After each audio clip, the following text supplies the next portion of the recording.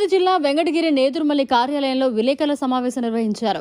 ఈ సందర్భంగా వైసీపీ తిరుపతి జిల్లా అధ్యక్షులు నేదురుమల్లి రామ్కుమార్ రెడ్డి మాట్లాడుతూ ఆంధ్ర రాష్ట్ర ప్రజలు ఇచ్చిన తీర్పుని గౌరవిస్తున్నామని, వెంకటగిరి తెలుగుదేశం అభ్యర్థి కురుగొండలను అభినందిస్తున్నామని తెలిపారు.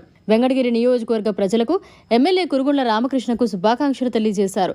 ఆంధ్ర రాష్ట్ర ప్రగతి, అభివృద్ధి కోసం, ప్రజల జీవితాల మెరుగు కోసం జగన్మోహన్ రెడ్డి 5 సంవత్సరాలు కష్టపడ్డారని గుర్తు చేశారు.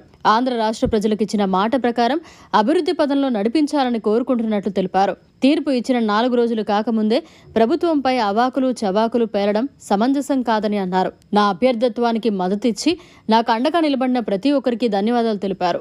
గెలిచినా ఓడినా వెంకటగిరి నియోజకవర్గాన్ని వదిలేదే లేదని స్పష్టం చేశారు. పార్టీ అధినేత త్వరలో ఓటమికి గల కారణాలను విశ్లేషించి కార్యాచరణ మొదలు పెడతామని అన్నారు.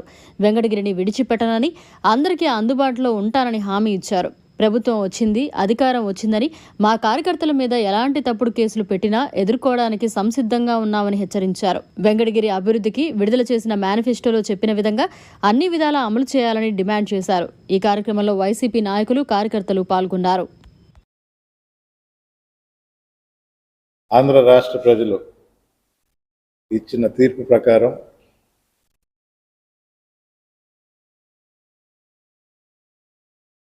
వైఎస్ఆర్ కాంగ్రెస్ పార్టీని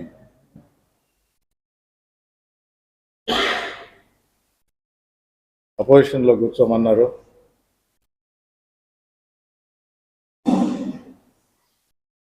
దానిలో భాగంగా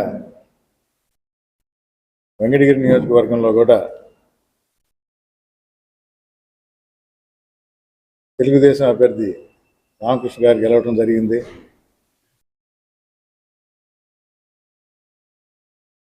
ప్రెస్ నోట్ ద్వారా ఆయనకి అభినందనలు తెలిపాను.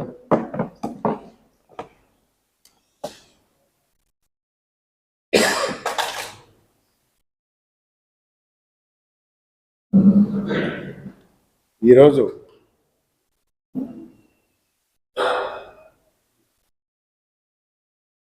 మా నాయకులందరి సమక్షంలో మీడియా మిత్రుల ద్వారా వెంకటగిరి నియోజకవర్గ ప్రజలకు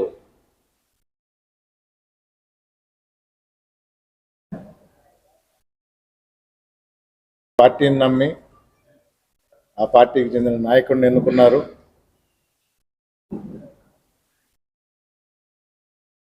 రామకృష్ణ గారికి మీ ద్వారా శుభాకాంక్షలు తెలియజేస్తూ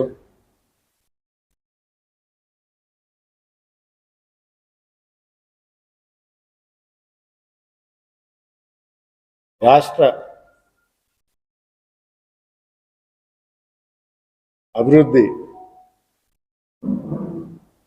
రాష్ట్ర ప్రగతి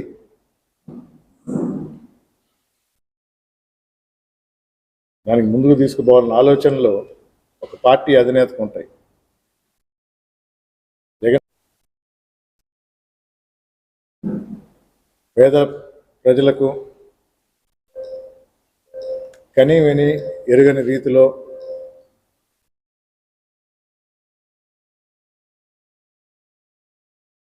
సంస్కరణలు తీసుకొని వచ్చి వ్యవస్థ కానీ, వాలంటీర్ వ్యవస్థ కానీ,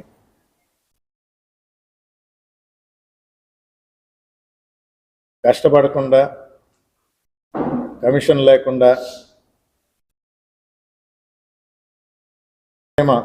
ఫలాలు అకౌంట్లో వేయటం కానీ, నేరుగా ఇంటికి తీసుకురావటం కానీ ఈ 5 సంవత్సరాల్లో జరిగింది. చేత అయినా కానీ ప్రజలు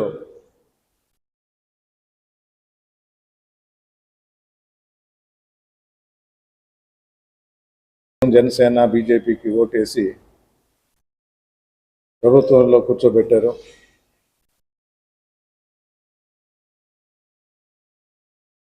వారికి కూడా శుభాకాంక్షలు తెలియజేస్తూ ఆంధ్ర రాష్ట్ర ప్రజల్ని ఇచ్చిన మాట నిలబెట్టుకుంటూ అభివృద్ధి చేస్తూ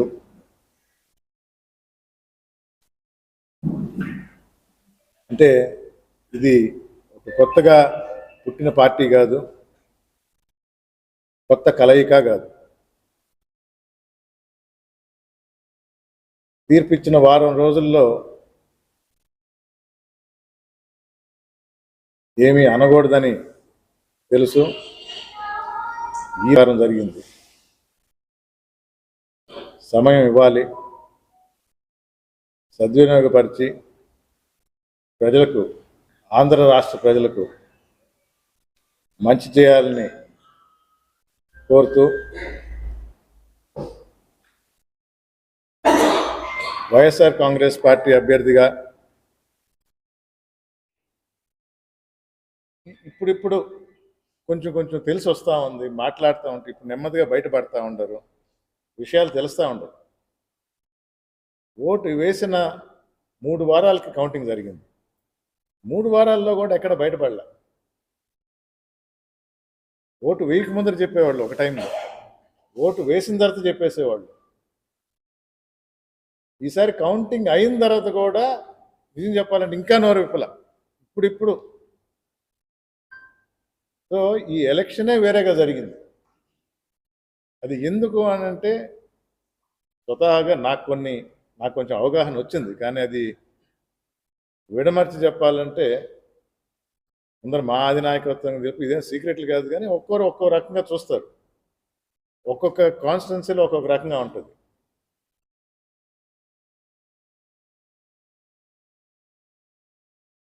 ఒక దగ్గర క్రాస్ ఓటింగ్ అయి ఉండొచ్చు, మేము బలంగా నమ్ముతున్నాం. ఇక్కడ క్రాస్ ఓటింగ్ వల్ల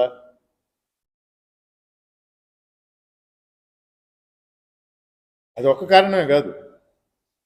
సో రకరకాల కారణాల్లో స్టేట్ లెవెల్ ఇష్యూస్ ఉండొచ్చు, జిల్లా లెవెల్ ఇష్యూస్ ఉండొచ్చు, అసెంబ్లీ లెవెల్ ఇష్యూ ఉండొచ్చు. ఇవన్నీ కలగలిపి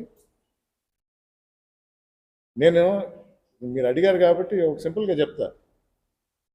ఏ హామీ ఇవ్వకుండా 151 సీట్లు ప్రజలు ఇచ్చారు, ఆ హామీలు నెరవేర్చారు. వై నాట్ 175 అన్నాం. ఇచ్చిన హామీ అయితే నెరవేర్చాం, వై నాట్ 175? ఇచ్చిన హామీ ఎక్కడైనా తగ్గిందా? మీరేమైనా మద్యపాన నిషేధం అని ఉండొచ్చు. చేసినవన్నీ, మీరు చేసినవన్నీ చెప్పండి, మా మేనిఫెస్టోలో ఉండేవన్నీ. ఏమీ చేయకుండానే 151 సీట్లు ఆంధ్ర రాష్ట్ర ప్రజలు ఇచ్చినప్పుడు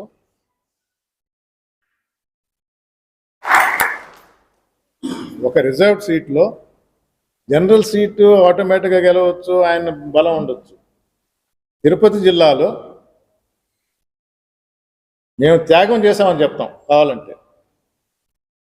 ఒక ఎస్సీ రిజర్వ్డ్ సీట్ ఎంపీగా ఉంటే ఇంతమంది ఓడిపోయినా, ప్రజలు తిరస్కరించిన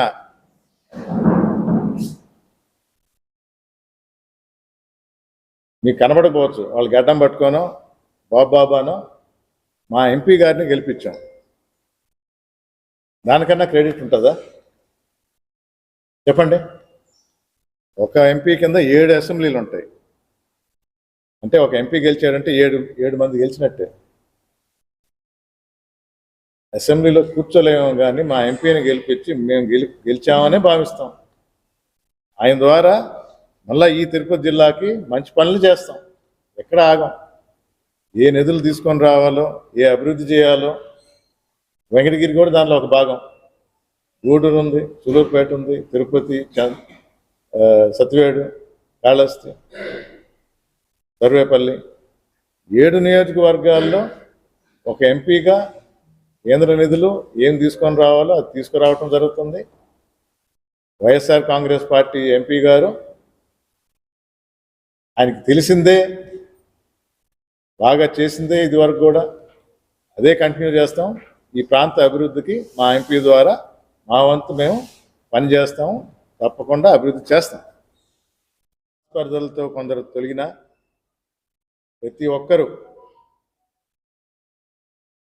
100% పార్టీ పక్కనే ఉండి నా అభ్యర్థిత్వాన్ని బలపరిచి నాతో కలిసి పనిచేసి నా గెలుపు కోసం పనిచేసిన ప్రతి నాయకుడు, ప్రతి కార్యకర్త, ప్రజలందరికీ మీ ద్వారా నా కృతజ్ఞతలు తెలియజేస్తున్నాను. అన్నప్పుడు గెలుపోవటం సహజం. ఏ కారణాల వల్ల మేము గెలవలేకపోయాం అని విశ్లేషించుకొని గెలిచినా ఓడినా ఇది వరకు ఇచ్చిన మాట ప్రకారం వెంకటగిరి నియోజకవర్గాన్ని అంటిపెట్టుకొని ఉంటాను. ఏ కార్యకర్తకి ఎలాంటి ఇబ్బంది అయినా కూడా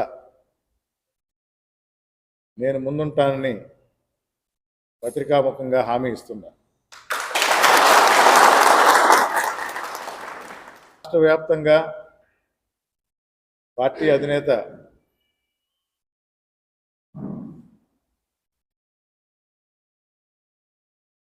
విశ్లేషణ జరగబోతున్నారు. దానికి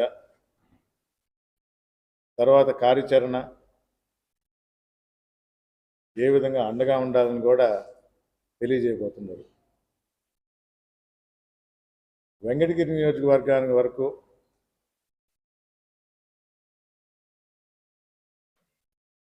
ఈ వారం రోజుల్లోనే ఆ ప్రక్రియ నేను మొదలుపెట్టాను. మీ ద్వారా చేయకపోవచ్చు, చెప్పకుండా ఉండే కూడా చేశాం. మరి ఇన్ని చేసినప్పుడు ఆ హక్కు ఉంటుందా లేదా? ఏమి చేయకుండా 151 ఇచ్చారు. ఇది చేస్తున్నాం కాబట్టి వై నాట్ 175 అన్నాం. ఎక్కడో తప్పు జరిగింది కాబట్టి ప్రజలు గుర్తించి మాకు మీరు అన్నట్టు అపోజిషన్ స్టేటస్ ఇవ్వాల. దానికి చాలా కారణాలు ఉన్నాయి, ఒకటే కాదు.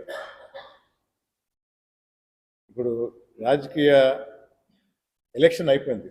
మళ్ళీ మేమేమన్నాము, ప్రతిపక్షం ఏముంది, మేము ఇస్తామన్నాం ఇచ్చాము, వాళ్ళు ఇస్తామన్నారు ఇస్తారా, ఫాస్ట్ ట్రాక్ రికార్డ్ ప్రకారం మీరు వెనక్కి తిరిగి చూసుకోండి. ఇవి అప్రస్తుతం. ఎందుకంటే ఇప్పుడే వచ్చారు, వాళ్ళకే అవకాశం. ప్రజలు ఎందుకు అవకాశం ఇచ్చారు? నా విశ్లేషణ కావాలంటే 5 సంవత్సరాల తర్వాత మారాడు, అప్పుడు చేయలేదు, ఇప్పుడు చేస్తాడేమో. దానికి కొత్తగా ఏర్పడిన ప్రభుత్వానికి కూడా సమయం ఇవ్వాలి. ఇచ్చిన తర్వాత తెలుస్తుంది. నేను అందుకే చెప్పిన మీ ద్వారా వెంకటగిరి నియోజకవర్గానికి కూడా వైసీపీ ఒక మేనిఫెస్టో రిలీజ్ చేసింది, తెలుగుదేశం ఒక మేనిఫెస్టో రిలీజ్ చేసింది. ఆ మేనిఫెస్టో మీద దృష్టి పెట్టమంటుంటారు. దానికి మా సహకారం ఉంటుంది, సూచనలు కావాలంటే ఉంటాయి. ఎందుకంటే వెంకటగిరి ప్రజలు సంతోషంగా ఉండాలి, దీన్ని డెవలప్ చేయాలి. ఎలక్షన్ వరకు ఏం చేస్తామనేది ఒక ఎత్తు అయితే, ఎలక్షన్ తర్వాత అభివృద్ధి బాటలో పడాలి.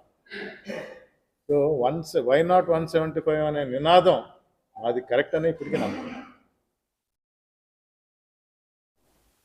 అభిమానులకు, నాయకులకు, కార్యకర్తలకు, ప్రజలందరికీ కూడా తెలియజేసేది ఒకటే, వెంకటగిరిని విడిచిపెట్టను, మీకు అండగా ఉంటాను, అందుబాటులో ఉంటాను, ఎప్పటికీ మీ వాడినే అని మరొకసారి తెలియజేసుకుంటున్నాను.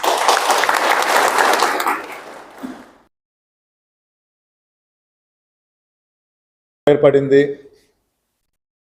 చేతికి కర్ర వచ్చింది అని మాట్లాడితే పర్లేదు, కానీ మా కార్యకర్తల మీద ఎలాంటి తప్పుడు కేసులు పెట్టినా ధీటుగా ఎదుర్కొనడానికి మేము సంసిద్ధంగా ఉన్నాం.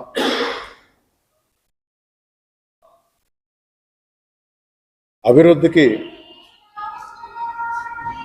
వెంకటగిరి నియోజకవర్గం వరకు ఒక మేనిఫెస్టో రిలీజ్ చేయడం జరిగింది వైఎస్ఆర్ కాంగ్రెస్ పార్టీ తరఫున. అలాగే తెలుగుదేశం పార్టీ కూడా ఆ రోజు మేనిఫెస్టో రిలీజ్ చేశారు.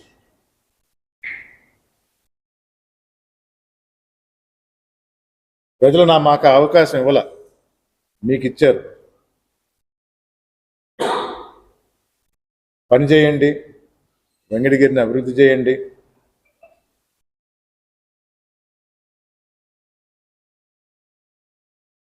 అవసరమైనప్పుడు అవసరం అనుకుంటే సూచనలు ఇవ్వడానికి మేము సిద్ధంగా ఉన్నాం.